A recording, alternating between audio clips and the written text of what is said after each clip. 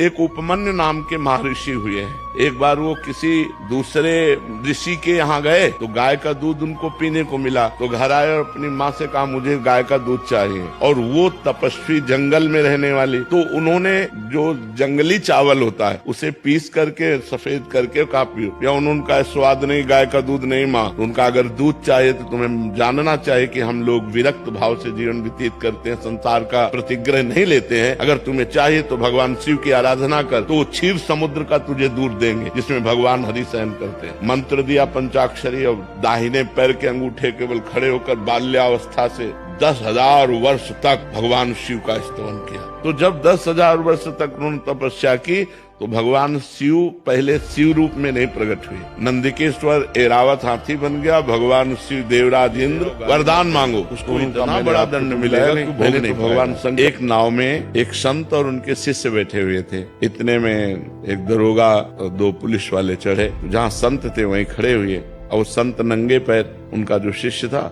और वो बूट पहने, तो बूट रख दिया उनके पैर में, तो वो चीख पड़े तो एक चाटा मारा और गाली, शांत शांत राम राम शांत। नाव किनारे लगी तो किनारे 2-4 हाथ पानी में, जहाँ इतना पानी वहाँ नाव तो जाएगी नहीं। अब वो बूट पहने थे तो वो संगीन लिए हुए थे, तो पहले देखा होगा बंदूक के ऊपर चाकू लगी हुई संगीन, तो उन्होंने ऐसे रखा और सोचा छलांग लगा के पार हो जाए।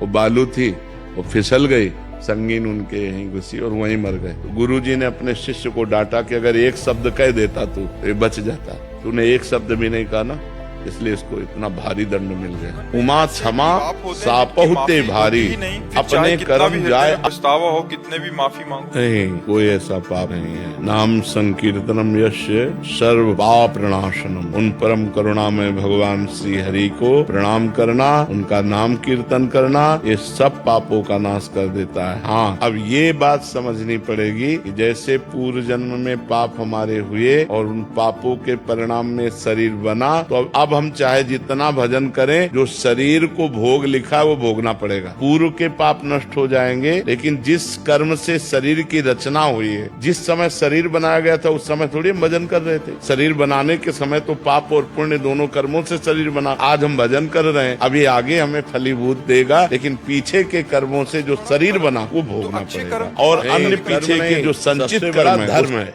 धर्म युक्त कर्म है। अगर केवल कर्म है तो कर्म तो सब कोई कर रहा है, लेकिन दुर्गति को प्राप्त हो रहा है। धर्म युक्त कर्म, क्या कार्य करना चाहिए, क्या नहीं करना चाहिए, ये शास्त्र प्रतिपादित धर्म युक्त कर्म, ना कि केवल कर्म। धर्म युक्त कर्म ही सबसे बड़ा है। अगर धर्म युक्त कर्म नहीं है तो वो कर्म किसी काम का नहीं, वो दुर्गति कराने वाला बनेगा, जो धर्म से अलग कर्म है। बहुत बार ऐसा होता है कि उस इंसान जो पूरी निष्ठा से अपने सही कर्म कर रहा है, फिर भी उसके हर छोटी चीज में बाधा आती है। क्यों? क्योंकि पूर्व में पाप कर्म किया है तो उसको कौन भोगेगा। आज खेती जो बोई है, अभी काट लोगी 6 महीना लगेगा उस फसल को, लेकिन आज जो खा रही हो वो पूर्व का बोया हुआ, पूर्व का किया हुआ पाप कर्म तुमको धर्म करने पर भी असफलता और निराशा और अशांति प्रदान करेगा। उसको सहो और धर्मयुक्त आचरण करो तो आगे सही हो जाए।